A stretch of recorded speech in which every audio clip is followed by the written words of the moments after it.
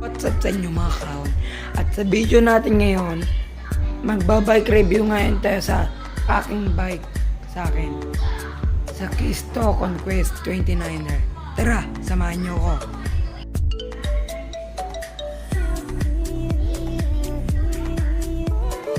Ito po ang aking bike, Kisto Conquest 29er.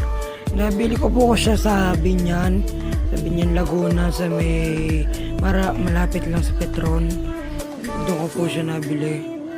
Ito po yung brake lever niya po. Yung pong brakes niya, hydraulic na X-parts. Pero sabi po ng mekaniko sa amin, malapit po na sa bike shop po, sa pinag-ayusan ko po, nabibuild naman daw po siya. Itong components ko, mga kadya, L2A7. Yung kable po niya, palit na po. Yan po yung kable niya, Shimano po yung dalawang kable. At saka itong battle cage, palit na po ng battle cage, carbon. Pero hindi po sa literal na carbon. At saka po itong mini pump, Geo po yan.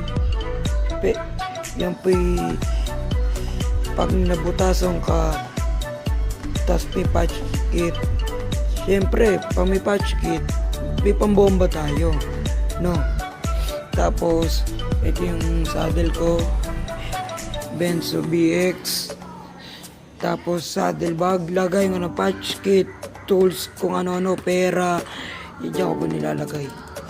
Tapos, assassin po yan.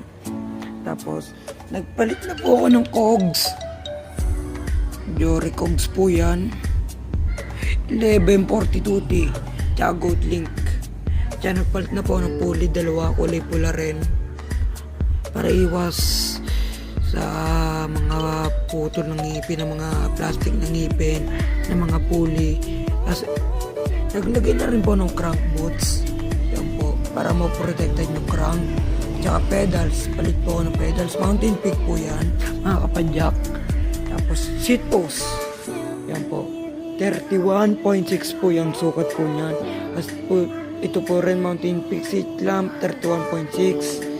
Tapos, nagpalit na rin po ng negative stem, negative 30, tapos spacer, tapos headset, Mountain Peak headset po yan na integrate, na tapered po pala. Tapos, nagpalit lang po ako ng decals lang po ng port kasi po nagpe-play po siya, sobrang lambot. Kaya pag-isipan ko lang po na palta ko na lang po ito ng rockshock na decalize na yun. Tapos nagkabit na rin po ng fender, heroic po yan.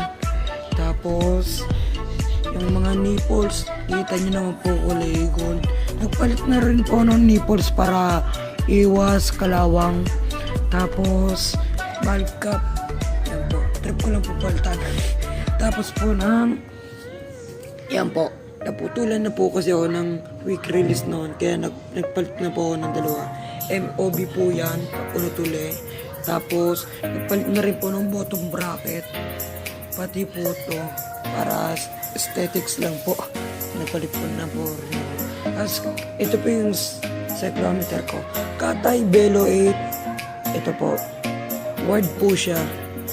Wala po kasi yung budget pang wireless. Tapos ito po. Tapos yung pong rotors, yung pong bolt rotors po ng bike, yan po. Napaltawan na rin po para iwas kalawang. At saka alloy na rin po yan, yung bolt rotors. Gold po yan, gold. Tapos linker para sa night ride, mga kapadyak. Handlebar ko, Saturn Dion, 800mm po siya, 800 Bilco, 800mm. Ayos na rin po yan para maganda naman po hawa sa long ride. Tapos nagpalit po ako ng silicone grip. Yan po, silicone na po yan. Yan po yung giant ang tatak. Tapos ito pong itong bar end, nagpalit na rin po ako. Submit na bar end po yan, mga kapadyak. Submit, nakikita nyo po. Tapos, nakapadyak. Nagkabit na rin po ang leather boots para masarap po hawakan pag nagbe-break. Yun po, mga kapadyak.